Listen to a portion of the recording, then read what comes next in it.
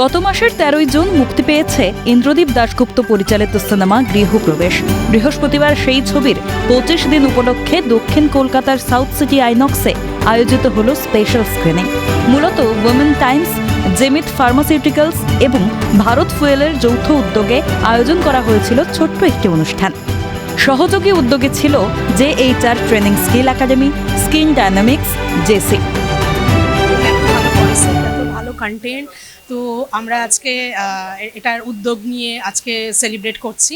এরকম একটা সুন্দর অনুষ্ঠানে যে আমরা নিজেদেরকে শামিল করতে পেরেছি, তার জন্য I am very thankful to this organizing committee, and especially I would ask all the Bengali audience, please do come enjoy these movies. খুবই এক্সাইটেড আজকের এই প্রোগ্রামটার জন্য। আর অসংখ্য ধন্যবাদ উইমেন্স টাইমসকে এরকম একটা ইভেন্টে আমাদেরকে স্পন্সরশিপ করানোর জন্য। আর আমরা খুবই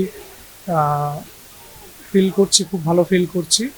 ইন্দ্রদীপ দাশগুপ্ত পরিচালিত সিনেমার গল্প আবর্তিত হয়েছে শুভশ্রী গঙ্গোপাধ্যায়ের তিতলি চরিত্রটিকে ঘিরে। পাশাপাশি অন্য সব মুখ্য ভূমিকায় রয়েছেন কৌশিক গঙ্গোপাধ্যায়, জিতু কোমল, সোহিনী সেনগুপ্ত, রুদ্রনীল ঘোষ। ভাল লাগছে, বাংলা সিনেমা চললে আমাদের ভাল লাগে। সে নিজের সিনেমা হোক, অন্যের সিনেমা হোক, যার সিনেমা হোক, সিনেমা চললে আমাদের সবার ভালো। এবং আমি যেহেতু এখানে থাকি, আমার কাছে বাংলা সিনেমাটাই মুখ্য। It's a very good sign for Bangla cinema. এবার আমরা সত্যি জানি না যে কোন সিনেমা মানুষ হিট করান, কোনটাকে তাদের অন্তরে নেন, এটা একদমই আমাদের হাতে নেই।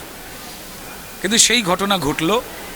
আশপাশে যে বাংলা সিনেমাগুলো তার সঙ্গে রিলিজ করেছিল আগে পরে একই সময়, প্রত্যেকেরই কিন্তু নিজস্বতা রয়েছে। এবার মানুষ কোনটা বেছেছেন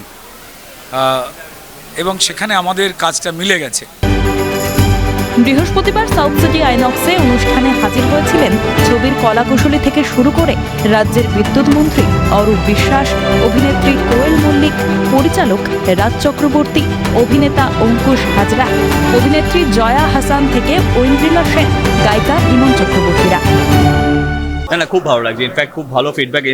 যে সময় প্রথম প্রিমিয়ার হয়েছিল আমরা ছিলাম না শহরে, তাই দেখা হয়নি, বাট আমি খুব ভালো ফিডব্যাক পেয়েছি। ভীষণ ভালো, সবাই খুব ভালো বলছে। আমাদের চেনা জানার মধ্যে অনেকে দেখেছে, বন্ধু বান্ধবরা দেখেছে, সবাই ভীষণ ভালো বলছে। I am really excited. যখন আমাদের বাংলা ছবি চলে তখন সব থেকে বেশি আনন্দ হয়, তো সেটাকেই সাপোর্ট করতে আসা। এবং ছবিটা যেহেতু আমাদের দেখা হয়নি, ও যেটা বললো, আমরা ছিলাম না তখন ওই সময়, তাই এই সুযোগটা মিস করলে চলবে না বলেই আমরা চলে এলাম। শুভশ্রী এই অবধি যতগুলোই কাজ করেছে, আমি ওর এক একটা চরিত্র মানে প্রত্যেকটি চরিত্রের উত্তরণ নিজেকেও বারবার করে ছাপিয়ে গেছে।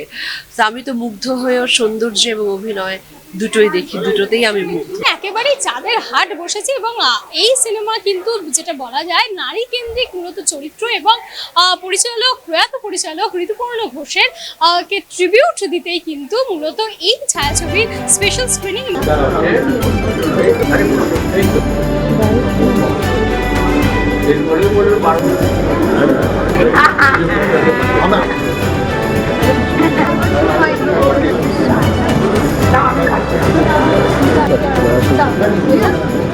এবারে বলা যেতে পারে চাঁদের হাট বসেছিল এই স্পেশাল স্ক্রিনিং এ। ক্যামেরায় পুষ্পা দেবনাথের সঙ্গে অদ্রিজা ঘোষ।